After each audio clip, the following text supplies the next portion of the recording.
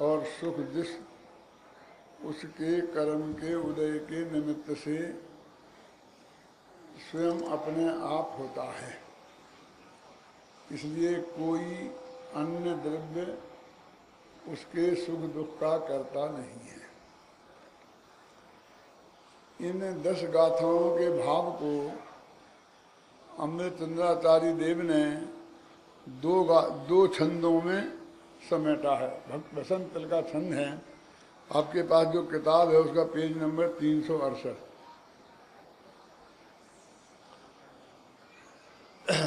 सर्वं सदैव नियतं भवति स्वकीय कर्मोदयान्मरणजीवित दुःख सौख्यम् अज्ञानमेतदिह यत्तु परस्य भूयात् पुमान् मरणजीवित दुःख सौख्यम् अज्ञानमेतदधिगम्य परात्परस्य पश्यन्ति ये मरणजीवित दुःख सौख्यम् कर्माण्यहं कृतिरसेन चिकीर्षवस्ते मिथ्यादृशोन्नियतमात्मनो भवन्ति।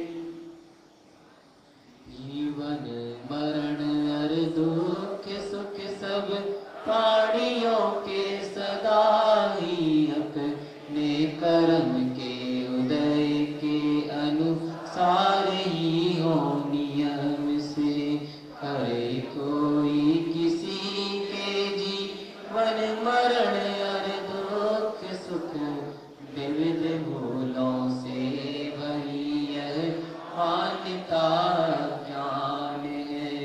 करे कोई किसी के जीवन मरण हर दुख सुख मानते हैं जो पुरुष अज्ञानमय इस बात को करे तत् रस से लबालब है अहंकारी वे पुरुष भव भ्रमे मिथ्यामति अरे आत्मघाती वे पुरुष।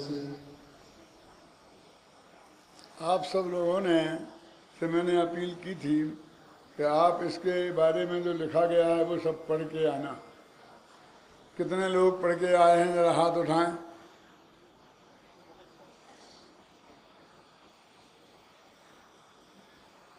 कितने हमारी स्थिति कितनी पुअर है, तो कुछ करना ही नहीं चाहते हैं, पलटना ही नहीं चाहते हैं, देखना ही नहीं चाहते हैं। अब फिर कहते हैं कि आगम में लिखा है, आगम में लिखा है। अब आगम ही तो हम बता रहे हैं आपको। आप जानते हैं ये जो ऐसा मानते हैं कि मैं दूसरे को सुखी दुखी करता हूँ या उसके जीवन मरण का मैं जिम्मेवार हूँ, मैं कर सकता हूँ, उसे मार सकता हूँ और चाहूँ तो बचा भी सकता हूँ, अथवा कोई मुझे मार सकते हैं या बचा सकते हैं, अथवा सुखी दुखी कर सकते हैं, करते हैं नहीं, कर सकते हैं।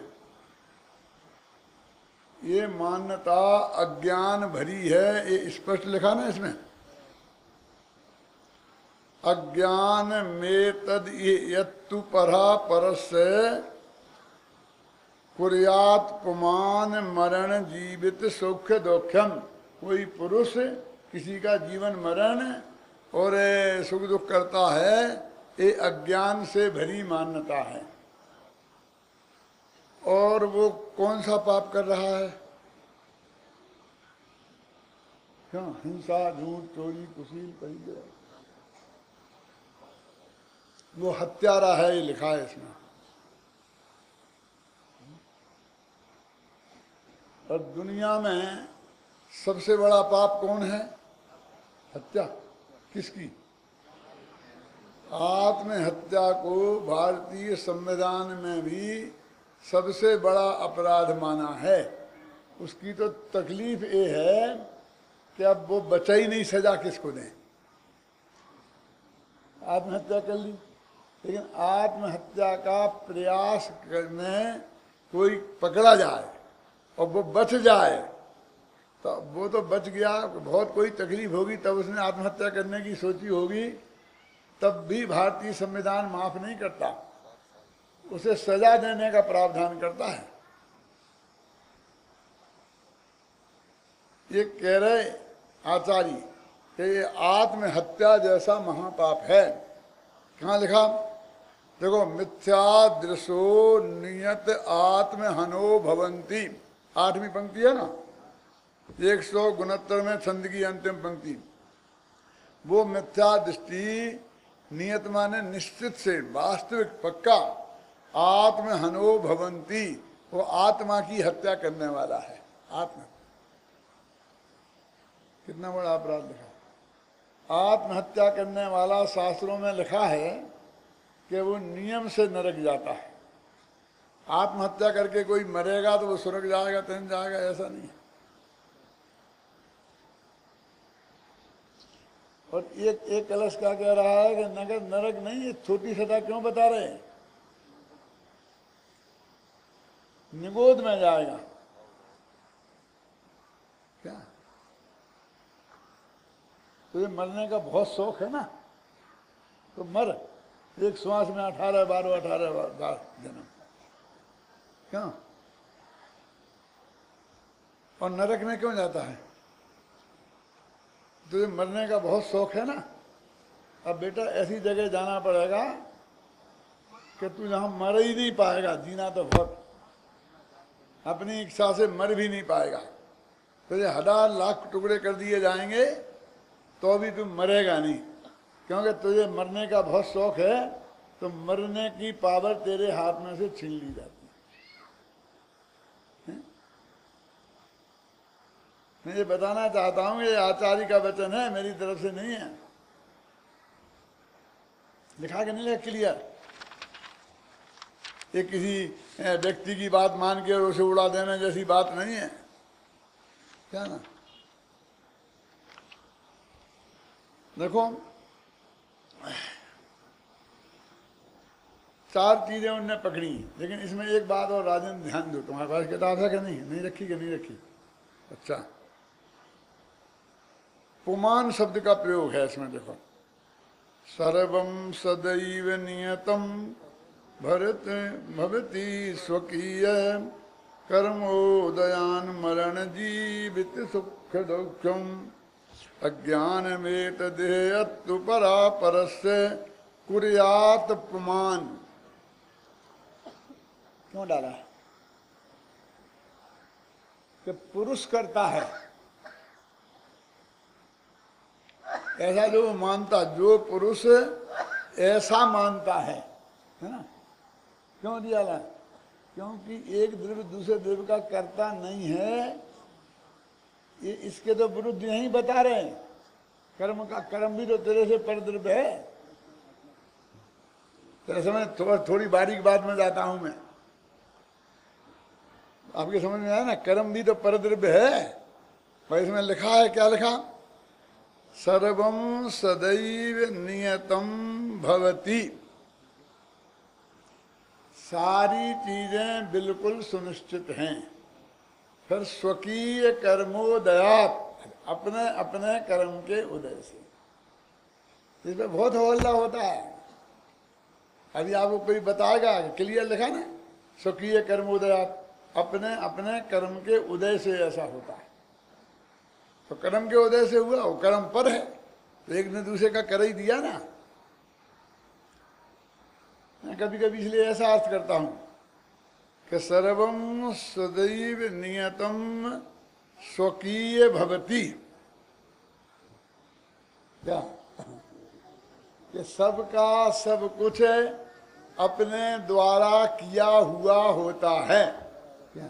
स्वकीय भवति, अपना अपने द्वारा किया हुआ होता है।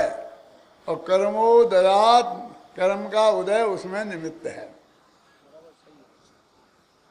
सुनिए ना, वो कहना नहीं मतलब स्वकीय कर्मोदयान का विशेषण है कि अपने अपने कर्म के उदय से होता है, तो कोई दिक्कत नहीं है। यदि स्वकीय नहीं लगाएं तो भी सर्वम माने सब जीवों का, सब द्रव्यों का, सदैव माने हमेशा, सर्वकाल, नियतम भवति, जो होना है वो सुनिश्चित है। भवति माने होता है, सबका सब काल जो होना है, सब में सब द्रव्य आ गए, और सब सदैव माने सब काल आ गया। अब क्षेत्र की कोई जरूरत नहीं है, और होना भाव आ गया। तो कहते हैं वो जो होता है वो नियतम भवति, वो निश्चित ही होता है। तो किसने किया? किया हुआ की जरूरत कहाँ, वो तो नियत ही है, समझे ना। और अब सुखी है कर्मोदया, तो मतलब है तुम्हारे कर्म के उदय से हमारा कुछ बिगड़ने वाला नहीं है। यहाँ भी कहाँ दिक्कत है? तो अपने कर्म के उदय से तो बिगड़ेगा, तो इसका भी निपटारा भी अपन कर लेते हैं शांति से, बहुत गंभीरता से, कोई साधारण बात तो है नहीं। कि पहले जो ये कर्म था, जिस कर्म के उदय से होता है ना, तो ये पहले कर्म था कि वो जो नक्की है वो पहले था। दो में से नक्की करो ना, है क्यों? तेरी समझ में आ गया कि नहीं आ गया? नक्की तो अनादि का है सबका। आदिनाथ ने बता दिया था कि राजा सिद्धार्थ के रानी त्रिशला के उदर से महावीर का जन्म होगा, वो ए भरत तेरा बेटा मारीच होगा। तब तो वो नहीं बनी थी त्रिशंकरपति, और न वह मनुष्यायु बनी थी, क्योंकि उसके बीच में असंख्य भव हो गए।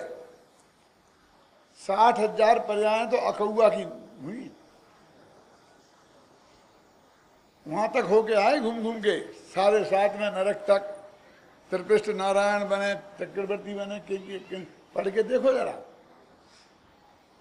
कर्म तो अधिक से अधिक 70 कोड़ा कोड़ी सागर का होता है, 70 का, वो भी मोहिनी कर्म, वो भी दर्शन मोहिनी, सारथ मोहिनी 40 ही का होता है। तो मोहिनी से थोड़ी, ये तो आयु कर्म से नक्की होता है ना, तो आयु कर्म 33 सागर का ही है। तो जब आदिनाथ ने बताया था और जब महावीर हुए, तो उसमें 33 सागर का ही फर्क था। कितना का था? एक कोड़ा कोड़ी सागर। ये कोड़ा कोड़ी क्या होता है?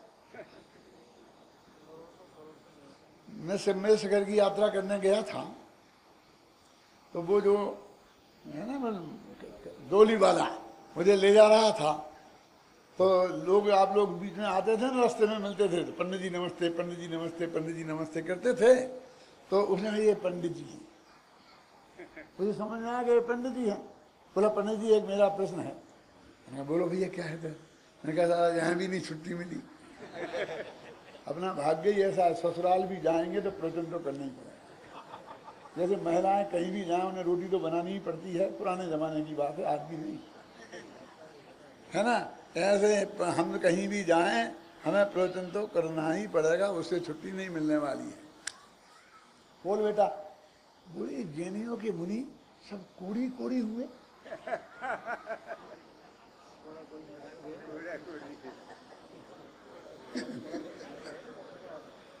हंसते क्यों हो? वो तो डोली वाले ने पूछा था, इस सैकड़ों डोली में बैठने वाले भी ऐसे हैं कि वे समझते हैं कोड़ा कोड़ी का क्या अर्थ होता है। करोड़ का करोड़ में गुणा करो, और जो गुणन फल आए उसका नाम है कोड़ा कोड़ी, और वो भी बरस नहीं, सागर। तो सागर की बात मेरी कहने की हिम्मत नहीं है। सागर में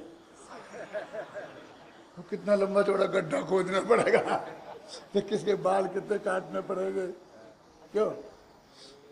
वो भी कौन सा मेढ़ा, 7 दिन का पैदा ही हुआ मेढ़ा है, भोग भूमि का मेढ़ा, और उसका इस गड्ढे में उस गड्ढे में बाल, मेरे बस की नहीं है। बहुत बड़ा, और इतना सागर।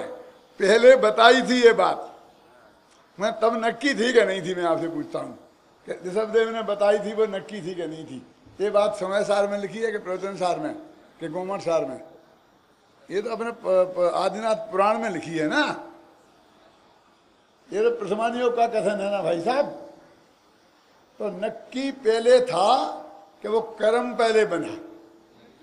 तीर्थंकर प्रकृति पहले नक्की थी, बंधी पहले बंधी के बंधना नक्की था। ये 24वां तीर्थंकर होगा। तो अब मैं पूछता हूं कि वो नक्की के अनुसार कर्म का बंध होता है कि कर्म के बंध के उदय के अनुसार नक्की होता है? गति के अनुसार मति होती है कि मति के अनुसार गति होती है? नक्की करो। अभी अपन कहते हैं जैसी तुम बुद्धि करेगा वैसी गति का बंध होगा, ऐसे बोलते क्या नहीं? इसलिए तुम परिणामों को सुधार, ऐसा सब उपदेश देते हैं। यहां कह रहे गति पहले नक्की है और मति बाद में होगी, क्योंकि कर्म बाद में बंधेगा। समझ में आया ना? मतलब हमें देवायु बंधनी है और वो 74 वर्ष की उम्र में बंधनी है, 80 वर्ष की उम्र में बंधेगी, तो नक्की तो पहले से ही है और बंधेगी अब, और अब उदय में आएगी। तो अभी वो नक्की के अनुसार माने गति माने नक्की, गति के अनुसार मति होगी कि मति के अनुसार गति होगी? ये कहे दोनों है, दोनों नहीं है, दोनों से एक होगा। देखो तुलसीदास जी भी ये मानते हैं, घबराना नहीं। जाको प्रभु दारुण दुख देई, ताकि मति पहले हर लेई। भगवान को जिसको भयंकर दुख देना होता है, अपने यहाँ तो ऐसे भगवान है नहीं जो किसी को भयंकर दुख देने की सोचें। क्यों? ताकि मति उसकी बुद्धि को पहले ही बिगाड़ देते हैं, क्योंकि बुद्धि नहीं बिगड़े तो वो खोटी गति में जाए ही नहीं। तो बुद्धि क्यों गति पहले नक्की करी भगवान ने और फिर बुद्धि बिगाड़ी, बुद्धि बाद में बिगड़ी। तो मति के अनुसार गति हुई कि गति के अनुसार मति हुई? बोलो।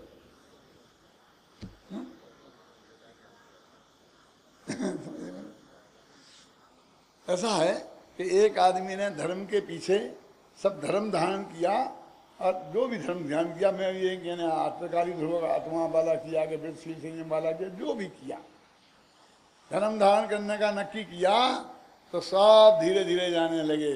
पैसा धीरे धीरे जाने लगा कि तू एक के दो नहीं करेगा, झूठ नहीं बोलेगा तो मैं तेरे पास नहीं रुक सकता।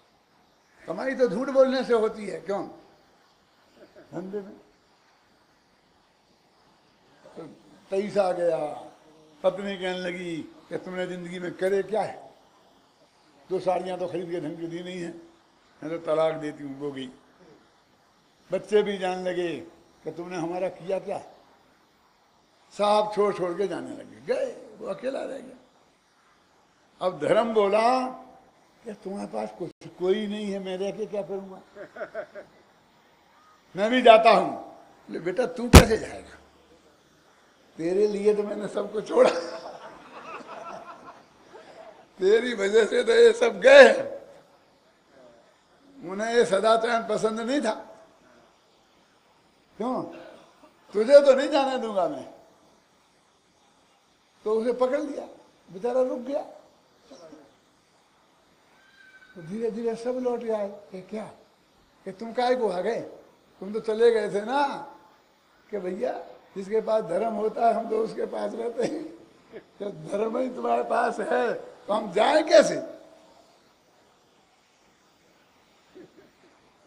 वो सब उससे नियतम से बंधा है, समझ में आप? तो बात तो एक ही है, कर्मोदयात भी निमित्त का कथन है, सिर्फ औपचार है। तो क्यों किया फिर ये उपचार का सहारा क्यों लिया? क्यों लिया? नहीं लेना था। क्यों? कि हमें इन पुमान के माथे ठीक करने थे। ये अपने को पुरुष कहते हैं, ये न पुरुष नपुंसक नाम के पुरुष कौन कौन है? जो ये कहते हैं एक देव दूसरे देव का करता है, उसके लिए कह रहे थे आचार्य कि तुम नहीं हो भले आदमी तो उसे निमित्त तो है, निमित्त तो होता है, निमित्त भी तो होता है, निमित्त के बिना काम तो नहीं होता है। हाँ, निमित्त से काम नहीं होता, पर निमित्त के बिना भी नहीं होता, ये बात पक्की है। तो वो समझता है कि निमित्त के यदि एक दफा घुस गया तो मैं घुस जाऊंगा, तो मेरा नंबर लगेगा। कहता बेटा निमित्त घुस जाएगा तो भी तुम्हारा नंबर लगने वाला नहीं। तुम कौन होते हो? निमित्त तो अंतरंग निमित्त तो उसका कर्म का उदय है और वो उसने बांधा है, तो इनडायरेक्ट वे में वो भी उपादान पे ही जाएगी बात। तुम्हारा क्या किया उसने? तुम काहे को बीच में उछलते हो? समझे ना? तो स्वकीय कर्मोदयात लिखो तो उतर स्वकीय नियतम भवती, ये लिखो तो कोई फर्क नहीं पड़ता।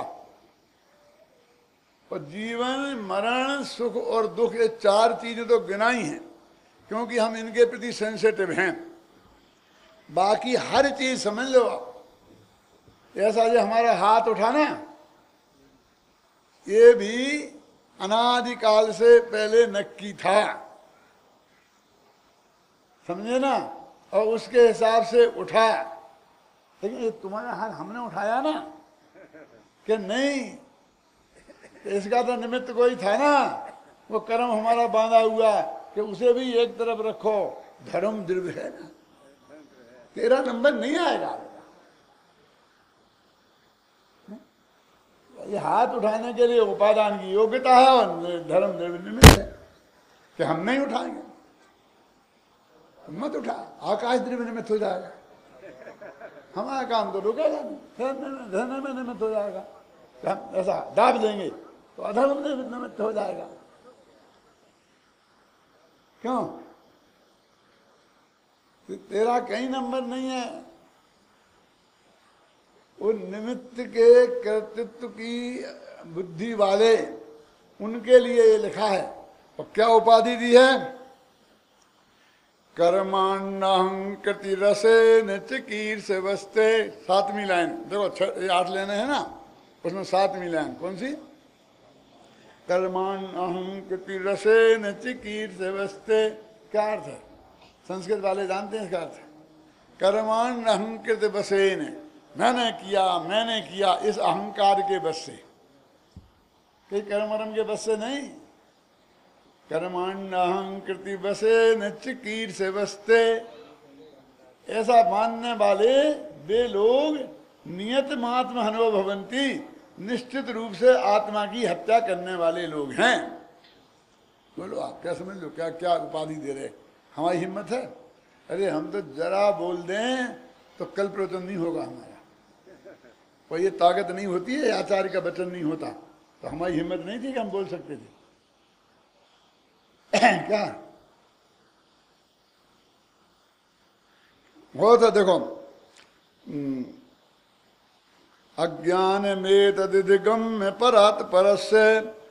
अज्ञान क्या है कि परात परस्य मरण जीवित सुख दुखम एक दूसरे का करते हैं। ये पश्यंती, जो ऐसा देखते हैं, ऐसा समझते हैं, ऐसा जानते मानते हैं, वे जीव कर्म के अहंकार, कर्म माने ज्ञाना वर्णादि नहीं, करने के अहंकार से भरे हुए, वे नियत मात महंती 24 घंटे निरंतर आत्महत्या का पाप कर रहे हैं। ऐसा नहीं कि जब करेंगे तब, ये मान्यता तो 24 घंटे है ना, तो पाप भी 24 घंटे हो रहा है। देखो हिंदी में और साफ कितना क्लियर लिखा है। जीवन मरण अरे दुख सुख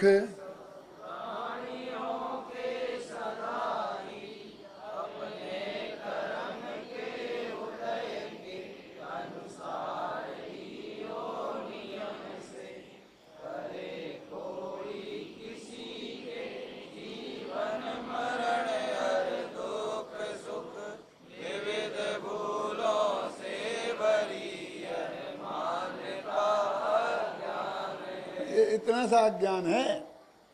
हमें गोमर सार की गाथा याद नहीं है, वो अज्ञान है। हमें समय सार की गाथा याद नहीं है, वो अज्ञान है। हमारे 60% नंबर नहीं आए तो वो अज्ञान है। ऐसा कुछ नहीं है। हमारे बहुत विद्यार्थी आए हैं, हम महाविद्यालय में भर्ती होना है, हमें सूत्र जी आता है हमारे लिए, साक्षात्कार भी हमने पढ़ा है और हमने बहुत स्वाध्याय किया है। तुम्हें तो फिर तुम हमारे यहाँ भर्ती नहीं हो सकते। क्यों? अरे हम तो इतनी मेहनत कर करके आए, पढ़ के आए हैं, और तुम कहते नहीं हो सकते हो, और तुम उल्टा सीधा पढ़ के आए होगे, तो हम कहाँ तक उसे सीधा करेंगे? हमें तो जिनने नहीं पढ़ा, अकबाल वो पाठमाला 3 पढ़े, बस बे चाहिए। ये पढ़े पढ़ान को हम नहीं पढ़ा सकते। हमें तो 60% से ऊपर नंबर चाहिए, क्यों? लौकिक विषय में क्या? हाँ, क्योंकि उससे तुम्हारी बुद्धि का नाप होगा।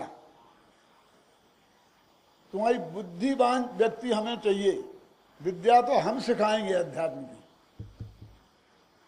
और पहले से पढ़ जाए तो तुम्हारे बाप को क्या बिगड़ता है ना। हम तो जन्म से ही टीचर रहे ना। तो इधर ही घटना है, तो एक भाई हमारे पास आए कि पंडित जी हमारा लड़का संस्कृत में फेल हो गया है, तो आप उसे महीना भर पढ़ा देंगे, आप जो कहोगे सो हम देंगे। मैं कही हमको फुर्सत नहीं, हम नहीं पढ़ा सकते भाई, हम ये नहीं करते हैं। नहीं, हम आपके हाथ जोड़ते हैं, आप पढ़ा दो। आप तो बताओ कि लोगे क्या? ये बस 1 ही महीना पढ़ना है कि हाँ इधर फिर तो हमारी वो परीक्षा हो जाएगी ना, कौन सी कहलाती है, सप्लीमेंटरी, तो पास हो जाएगा, फिर कोई ज़रूरत नहीं। ठीक है, तो 50 रुपया लगेंगे। बहुत पुरानी बात है, आज तो 5000 से कम में कोई बात नहीं होगी। क्यों? कि 50 रुपया लगेंगे। 2 दिन भेज दिया। 3 दिन बाद हमने कहा भैया हमारे पास समय नहीं है, बेटा तुम अपने बेटा को संभालो, हम नहीं पढ़ा सकते इनको। कि क्यों साहब? आप पंडित कह करके भी बदल जाएंगे, है ना, तो फिर दुनिया में सत्य कहाँ ठहरेगा? नहीं, ये बात ठीक नहीं पंडित जी, आपने वचन दिया है तो आपको पढ़ाना तो पड़ेगा ही। अब ये एक बेकार की बातें हमसे मत करो, हम तो व्यापारी हैं, पेट की बात करो। क्या कहो? पेट की बात कहो। मैं पेटी की कह दें क्या? हाँ कह दो, तो 100 रुपया महीना लगे। क्या बोले? हम तो समझते थे कि ये जबान बदलना हमारा ही काम है। मैं कहा हमने जबान नहीं बदली है, पढ़ाने के तो 85 ही रुपया हैं, लेकिन ये आपका बेटा उल्टा सीधा बहुत पढ़ लिया है इसने। क्या? तो 50 रुपया तो वो भुलाने के हैं। इसके दिमाग की बात ही क्लीन नहीं है, बहुत बुद्धि हुई है। पहले उसे साफ करनी पड़ेगी, तब पढ़ानी पड़ेगी। तो ये जो पढ़े पढ़ाए लोग हैं ना, उन्हें पढ़ाना बहुत मुश्किल है। वे गिला पकड़ते हैं, क्योंकि उन्होंने पहले पढ़ा है, अब उल्टा सीधा पढ़ जाए। क्यों? अब हम क्या करें? अब हम बताना पड़ता है कभी दूसरे अध्याय, तत्वासूत्र के दूसरे अध्याय का अंतिम सूत्र का क्या अर्थ है, वो हमें बताना पड़ता है। क्यों? वो तो पढ़ जाए कि इनकी अकाल मृत्यु नहीं होती है, बाकी की होती है। रटी है उसमें, खूब रटा है तुम लोगों ने, उसमें से निकलती ही नहीं। हम क्या करें? अब उससे क्या अनर्थ हो गया है, लोगों के, सारे देश के लोगों के दिमाग में घुस गया कि अकाल मृत्यु होती है, अकाल मृत्यु होती है, अकाल मृत्यु होती है। हैं? तो हमारी सब 12 भावना बेकार हो गई कि कोई तुम्हें चिंता करने की जरूरत नहीं है। समझे ना? हमारी धारा ही बदल गई। देखा, पढ़ा दिया इंद्रिया निंद्रिय निमित्तम, इस सूत्र का क्या अर्थ होता है? इसमें भी मेरा मतभेद है कि मति ज्ञान इंद्रिय और मन के निमित्त से होता है, ये अर्थ नहीं है इसका। ये क्या कह रहे हैं? ये क्या कह रहे? तो क्लियर लिखा, इंद्रिय निंद्रिय निमित्तम। तो क्या अर्थ है इसका? ये अर्थ है कि मति ज्ञान के होने में इंद्रिय और मन भी निमित्त होते हैं। क्या फर्क पड़ गया भाई? तो तुमने कहा कि धी लग गई ना, तो उससे क्या फर्क पड़ा? ये फर्क पड़ा कि ये बिना इंद्रिय और मन के भी होता है मति ज्ञान। आत्मा का अनुभव रूप जो मति ज्ञान है वो इंद्रिय और मन के निमित्त से नहीं, उनके बिना होता। अब तुमने उड़ा दिया कि इंद्रिय मन के निमित्त से ही होता है, तो अब तो हम इंद्रिय मन के से ही जानेंगे, मति ज्ञान का उपयोग करेंगे, और आत्मा कभी देखने वाला नहीं है, उसमें तो पुद्गल ही पुद्गल दिखेगा।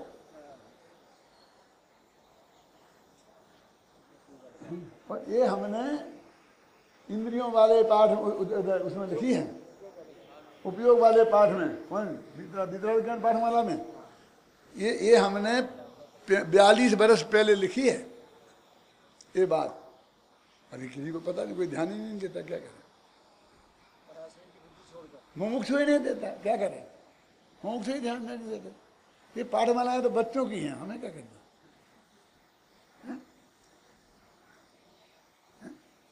ध्यान ही नहीं देता।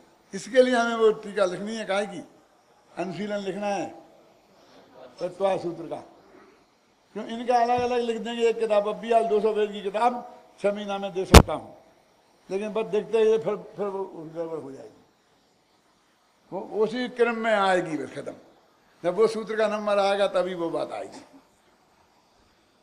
ऐसे बहुत से सूत्र हैं, जैसे मामूली पलट जाता है। देखो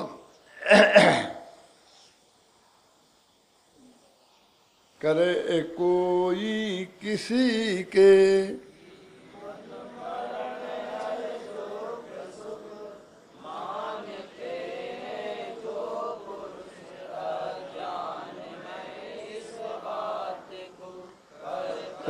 तरस से लवालब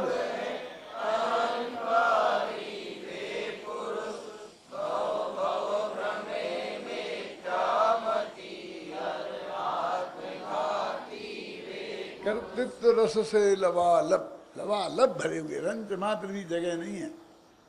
कल मैंने कहा था ना कि सब गुरुदेव श्री के विरोधी।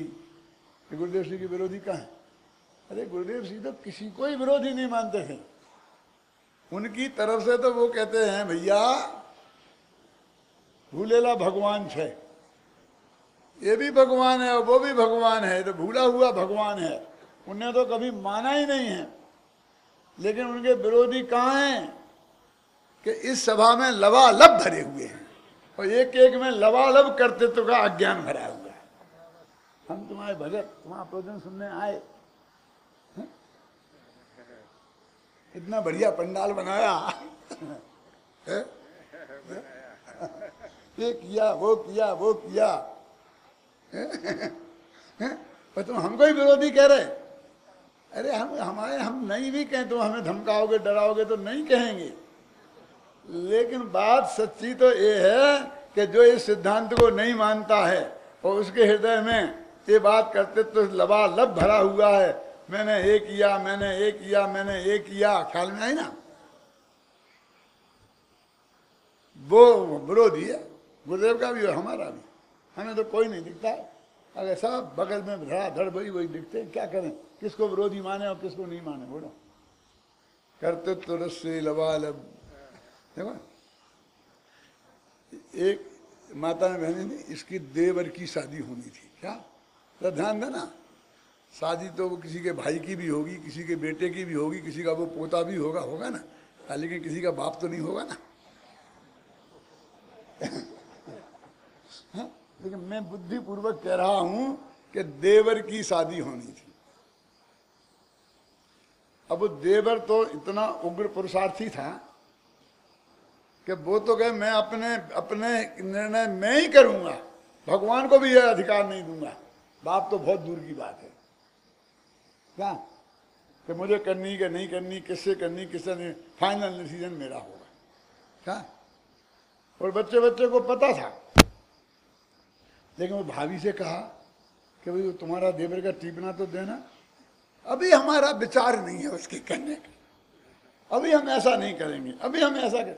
अरे तेरे हाथ में कुछ है ही नहीं करना धरना, तुम काहे को नाच रही जबरदस्ती में? हम ऐसा नहीं करेंगे, हम ऐसा करेंगे। वो ये कह ही नहीं सकती कि मेरे हाथ में कुछ नहीं है, मेरे से काहे को बात करती हो, लड़के के बाप से करो कि लड़की से करो कि उससे करो, ऐसा नहीं बोल सकता कोई, समझे ना? कि भाई मेरी भोजन की व्यवस्था में ये कमी है, आप ये व्यवस्था करवा दो। तो ये जो इतने आदमी बैठे ना, इसमें एक नहीं कह सकता कि भैया मेरे हाथ में नहीं है, मैं कुछ नहीं करा सकता। आप उससे कहो मेरे अलावा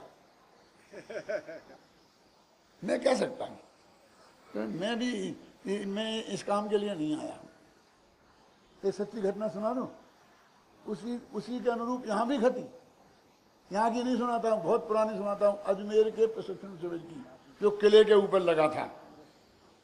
सुनो, एक कोठी पे एक कमरे में हम ठहरे थे, उसके बगल एक कमरे में पाटनी जी ठहरे थे, उसके बगल में बड़े दादा ठहरे थे, बाबू भाई ठहरे थे, सब लोग ठहरे थे, ज्ञानचंद जी ठहरे थे। एक भाई मेरे पास आए तो वो बोले कि पंडित जी आपकी आज्ञा हो तो आज अमरस बना दें। तो मेरी समझ में नहीं आएगी ये क्या कह रहा। मैं क्या क्या नहीं, आपकी आज्ञा हो तो हम अमरस बना दें आज। आजकल अच्छे आम बहुत आ रहे हैं, महंगे तो पड़ेंगे, लेकिन मेरी भावना है कि आज हम अमरस बना दें। तब मेरी समझ में आएगी ये क्या कह रहा है। तो मैंने मालूम से क्या जवाब दिया कि आत्मा में न रस है, न रूप है, न गंध है, न स्पर्श है, क्योंकि मैं वो ही गाथा है चला रहा था प्रचंड।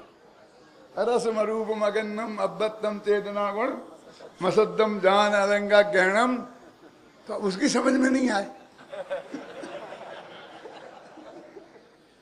तो क्या क्या क्या क्या?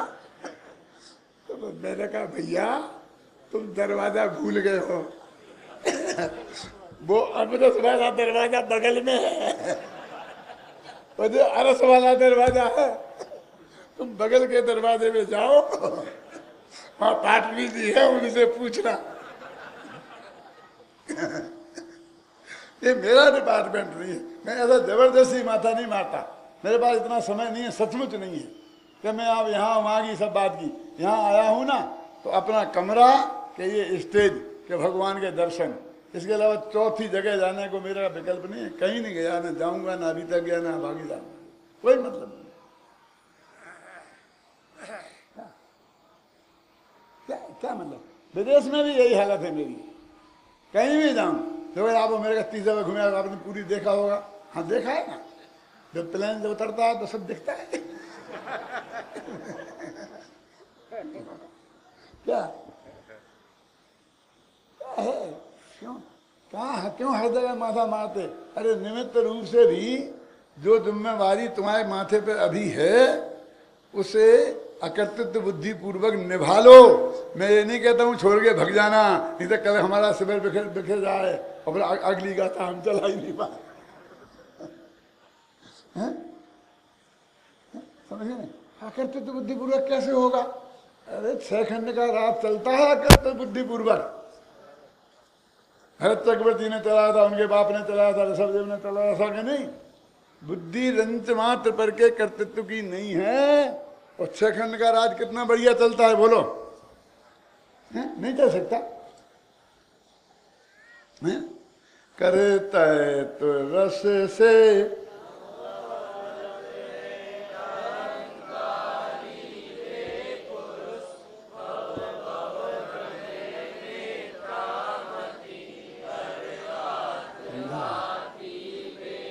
अभिनंदन पत्र, ये हम सबका अभिनंदन पत्र है। क्यों कि कौन है हमारे लिए, क्या कह रहे हैं आचार्य, जरा विचार तो करो। देखो भैया बात तो पूरी हो गई है, लेकिन मैं तो बंद करने वाला ना हूँ जब तक मैं सबके हाथ नहीं उठवा लूंगा कि सब पढ़ के आए हैं कि नहीं हैं, तब तक तो मैं चला हूँ। ऐसा मत समझना कि मैं तुमसे ही कह रहा हूँ, ये मेरा लिखा हुआ है। मैं 100 दफे इस पर प्रवचन कर चुका हूँ और मुझे सब कंठस्थ है, फिर भी मैं रोजाना पढ़ता हूँ। आज भी पढ़ के आया हूँ और कल फिर पढ़ूंगा। ज्ञान की आराधना ऐसे नहीं होती क्या?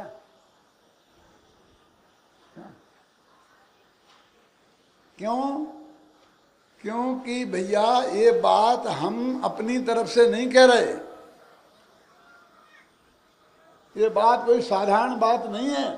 इसमें कोई गलती हो गई तो मात्र वो हमारी गलती नहीं होगी, वो गलती अमृतचंद्र की होगी, वो गलती कुंद कुंद की होगी, वो गलती गौतम स्वामी की होगी, वो गलती भगवान महावीर स्वामी की होगी, वो 24 तीर्थंकरों की होगी, अनंत तीर्थंकरों की होगी।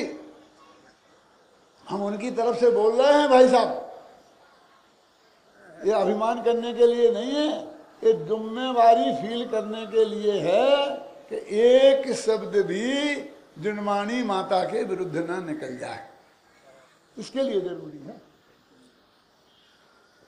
क्या तुम जिम्मेवारी से पढ़े उसे, अपना बनारसी दास का पढ़ो। चलो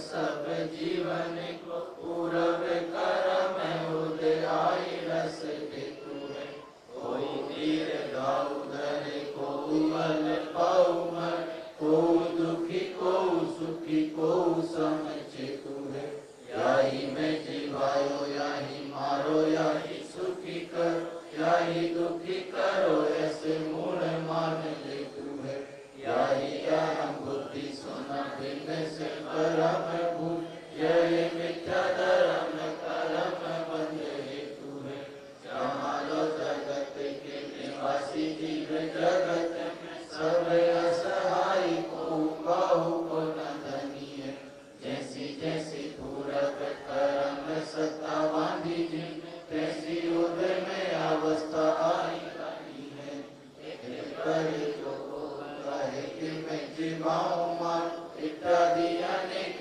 विकल्प बात घनी है, सो तो अहम बुद्धि सो विकल्प युक्ति हूँ कर, डोले निज आत्म सकति तिन हनी है। देखो, अपन ने मूल छंद पढ़ा, तो अपना कलश पद्यानुवाद पढ़ा, फिर अपन ने ये बनारसी दास का छंद पढ़ा।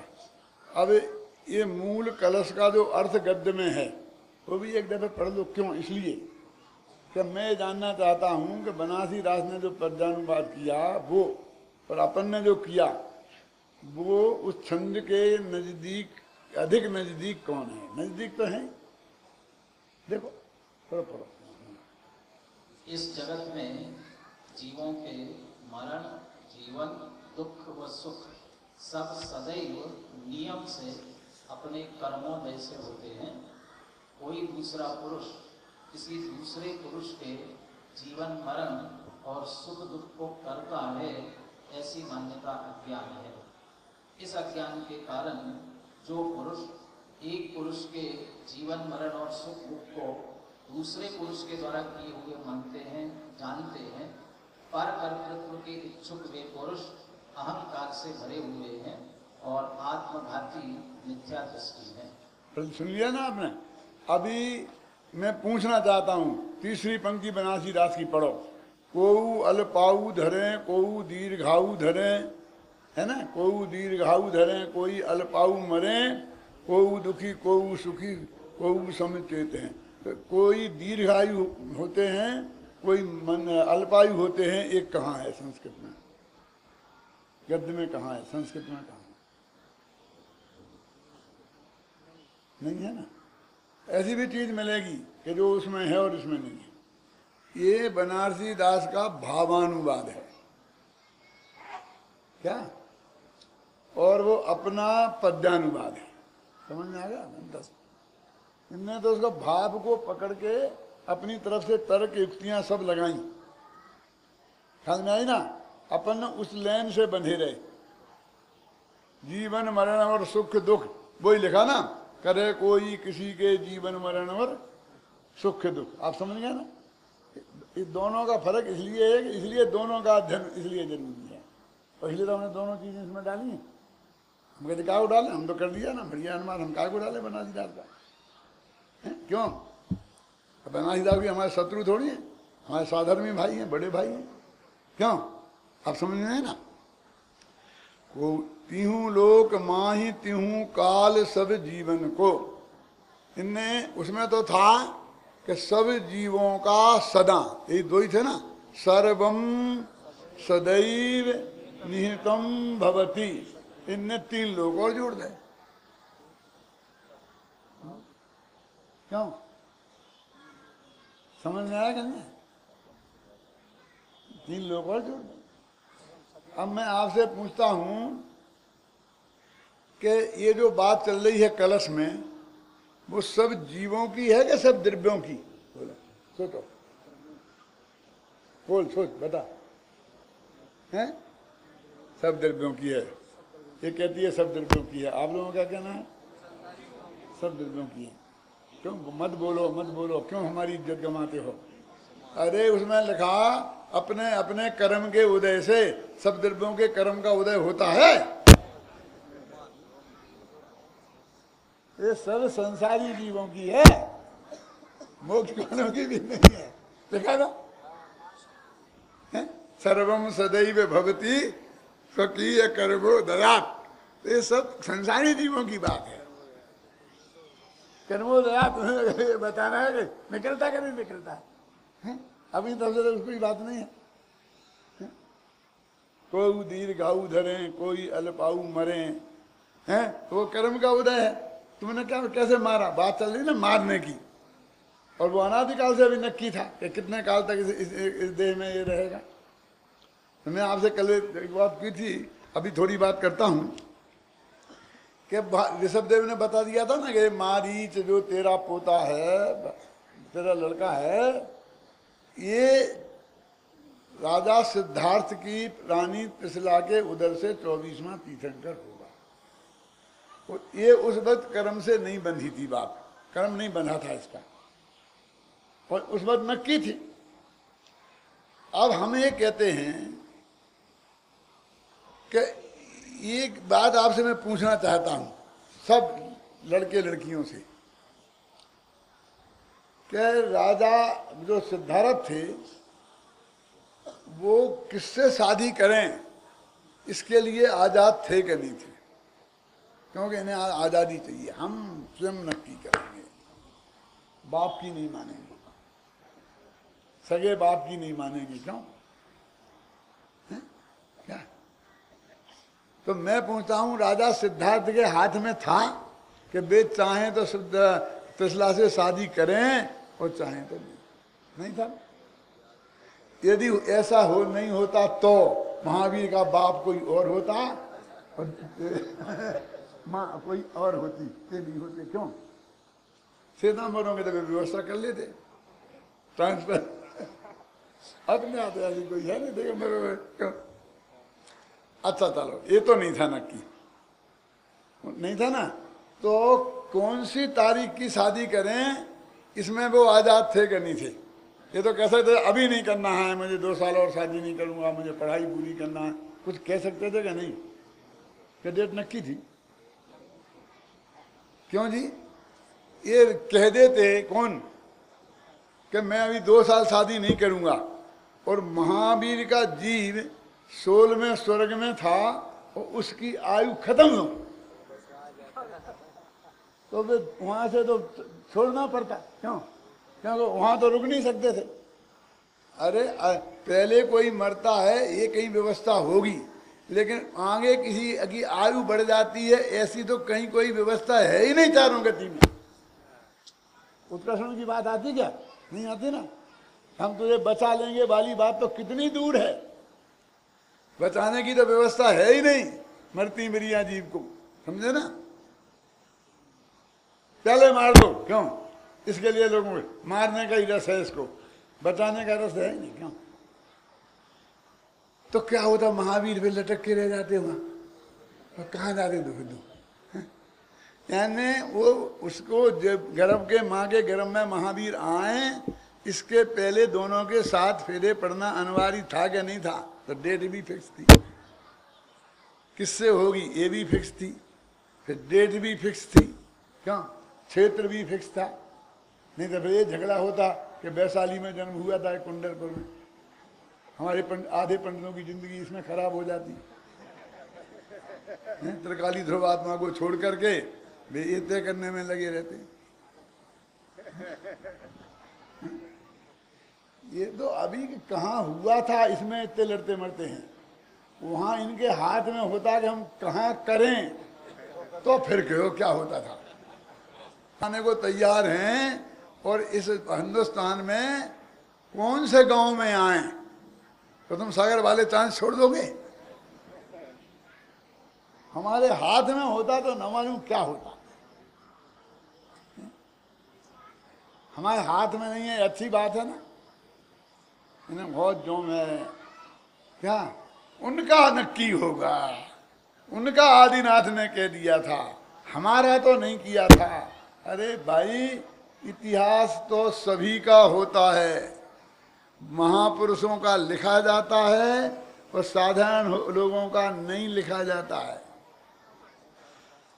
होता तो सबका ही है ना, नहीं होता क्या? बोलिए। तो तुम्हारा किसी तीर्थंकर ने नहीं कहा क्योंकि तुम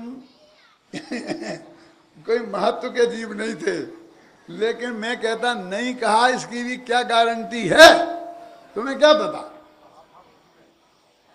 क्यों तुम नहीं सुनी हो? क्यों? कोई जरूरी नहीं है कि सबकी लिख दी है। क्यों?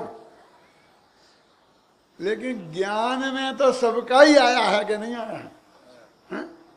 मैंने सत्य की खोज में थोड़ा सा लिखा है इसके बारे में। क्या बात करते हो? हम 5 रुपए की हांडी खरीदते हैं तो ठोक बजा के लेते हैं। क्यों? तो सारी जिंदगी भर का सौदा, और ऐसे ही बिना ही देखें ले लें, बिना ही जांच करने ले लें, ऐसा नहीं हो सकता।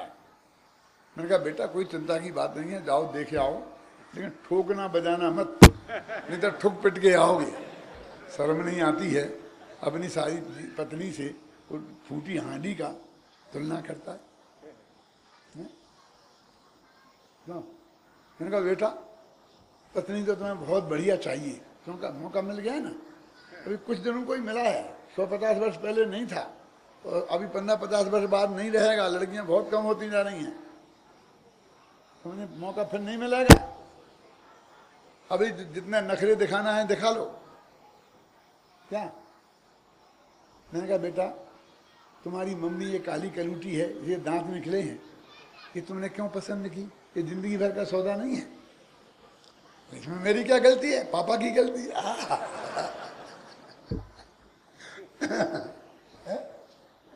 ठीक है, पापा की सही है?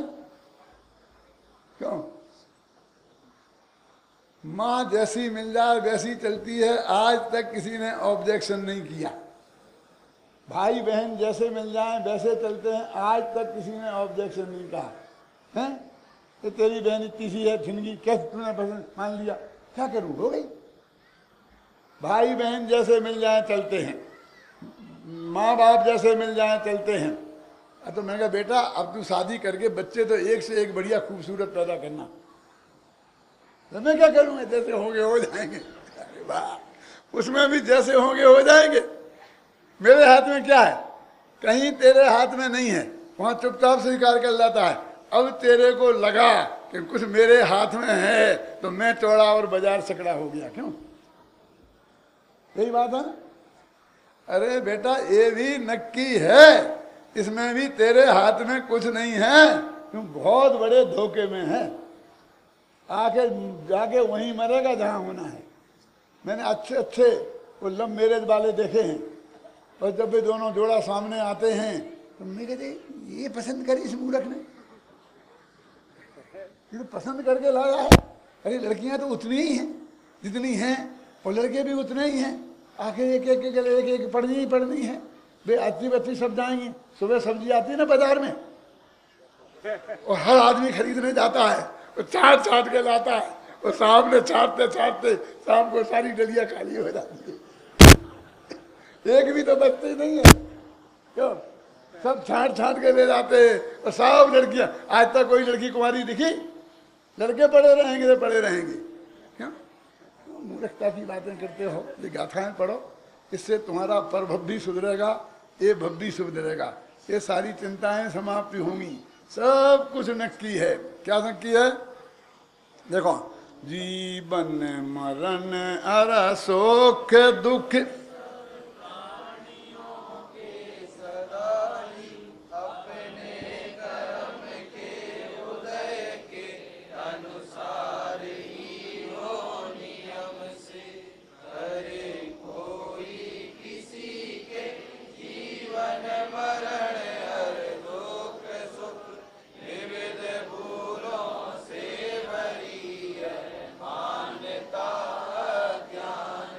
करे कोई किसी के जीवन मरण हर दुख सुख मानते हैं जो पुरुष अज्ञान में इस बात को हर तत्व रस से लबालब हैं।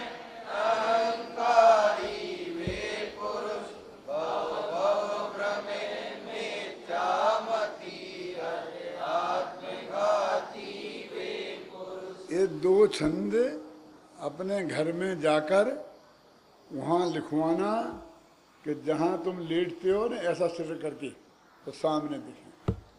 सब अपने अपने घर में जाके उस जगह लिखवाना। घबराना नहीं, मैं खतरनाक बात कह रहा हूँ। यदि वहाँ नमोकार मंत्र लिखा हो और उसे मिटाकर लिखवाना पड़े तो भी लिखवाना। क्या कहना चाहता हूँ? नमोकार मंत्र ऐसा बैर विरोध क्यों है? अरे नमोकार मंत्र का तो मैं इतना भगत हूँ, मैंने आया था ना सागर में, नमोकार मंत्र की महिमा बताई थी ना आपको। मैं तो ये कहना चाहता हूँ कि परमेष्ठी को याद रखने से ज्यादा ये बात 24 घंटा याद रखने की है। क्या ये कहना चाहता हूँ? ये लिखा के रखना, 24 घंटा पढ़ना। और मैं आपसे नहीं कह रहा हूँ, मैं तो गाड़ी से कहीं जाता हूँ ना, मतलब 5 घंटा मुझे दिल्ली जाना है, 5 घंटे लगेंगे, तो 5 घंटे में मेरी गाड़ी में 1 सेकंड वो सीडी बजने से रुकती नहीं है। और उसमें समय सार कलश सबसे ज़्यादा लोकप्रिय है। वो एक दफ़ा सुनूंगा ही सुनूंगा मैं। क्या सुनूंगा ही सुनूंगा मैं, हजारों दफ़ा सुनता हूँ इसको। हॉल में चलेगा और मेरे और कोई नहीं सुनेगा तो मेरे बेडरूम में पड़ा पड़ा मैं सुनूंगा ऐसे। ऑफिस में बैठा होऊंगा तो मैं सुनूंगा, वहाँ भी मेरा स्पीकर लग रहा, ये चलेगा। ये ऐसी चीज़ है, रोजाना पाठ करने की लायक चीज़ है राजन जी। अब मैं वो नहीं कहना चाहता हूँ किसको छोड़ के ऐसे करना, फिर आप झगड़ा खड़ा हो जाएगा। आप समझ रहे हैं ना? मैं एक दूसरी बात कर रहा हूँ, रोटी खाना छोड़ के ऐसे करना, सोना छोड़ के ऐसे करना, अब तो कोई झगड़ा नहीं है। धंधा पानी छोड़ के ऐसे करना।